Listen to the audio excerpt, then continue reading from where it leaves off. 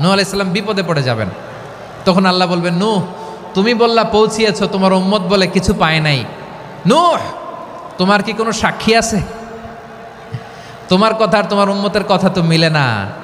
তুমি বললা তুমি আমার নির্দেশনা দাওয়াত পৌঁছে দিয়েছো, কিন্তু তোমার উম্মত বলে পায় নাই। নূহ তোমার পক্ষে কোনো সাক্ষী আছে? নূহ আলাইহিস সালাম বলবেন আছে। কে?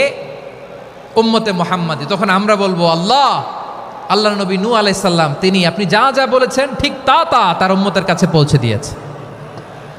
এবার নূহের উম্মতের সাথে আমাদের ঝগড়া লাগবে। তারা বলবে তোমরা আসছো আমাদের হাজার হাজার বছর পরে, তোমরা কি করে জানলা? তোমাদের সাক্ষী ধর্তব্য হবে না। আমরা তখন বলবো, আমাদের কোরআনে তোমাদের নবীর নামে আল্লাহ তাআলা একটা সূরা নাজিল করেছেন, সূরাতে নূহ। আওয়াজ করে পড়েন আল্লাহু আকবার। আমরা বলবো, আমাদের কোরআনে তোমাদের নবীর কথা আল্লাহ আমাদেরকে জানিয়েছেন, দিন রাত এক করে তোমাদের কাছে তিনি দাওয়াত পৌঁছেছেন। তোমরা কানের মধ্যে হাত দিয়ে রাখতা, চেহারাটা কাপড় দিয়ে ঢেকে রাখতা, আল্লাহর নবী নূহকে পিটিয়ে ছালা দিয়ে পেঁচিয়ে তোমরা পাহাড়ে তুলে রেখে আসতা। সব আমরা জানি। আমরা যখন বলবো এই কথা, নূহের উম্মত চুপসে যাবে। তখন আমরা সত্য বলেছি কিনা এটা আল্লাহ তাআলা জানতে চাইবে বিশ্বনবীর কাছে। তখন বিশ্বনবী আমাদের পক্ষে সাক্ষী দিবেন।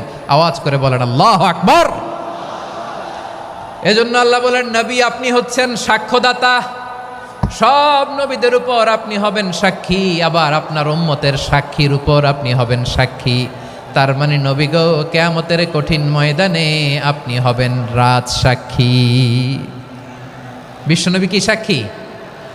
আওয়াজ করে বলেন, রাজ সাক্ষী, সব সাক্ষীর বড় সাক্ষী। এজন্য বিশ্বনবীকে আল্লাহ তাআলা প্রথম যে বৈশিষ্ট্যটা দিয়েছেন সেটা হচ্ছেন শাহিদ। তিনি সাক্ষ্যদাতা, witness for all messenger of God and for all of us. সুবহানাল্লাহ পড়েন। তাহলে এক নম্বর বৈশিষ্ট্য বুঝতে পেরেছেন? বুঝতে পেরেছেন সবাই? মাশাআল্লাহ। এদিকে কি ভাই, এই যে জেনজি অফ সিলেট, কি তোমরা বসো না, দাঁড়াও না, যাও না, আসো না, চলে যাবা? এই লক্ষ মানুষ ঠেলে তোমরা যাইতে পারবা? হ্যাঁ,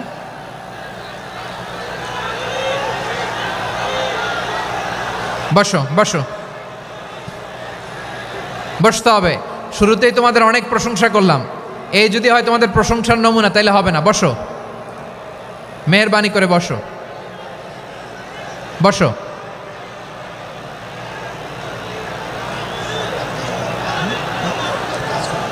আওয়াজ করে তাকবীর দেন, আওয়াজ করে পড়েন লিল্লাহে তাকবীর। আরো জোরে আওয়াজ করে পড়তে হবে লিল্লাহে তাকবীর, লিল্লাহে তাকবীর।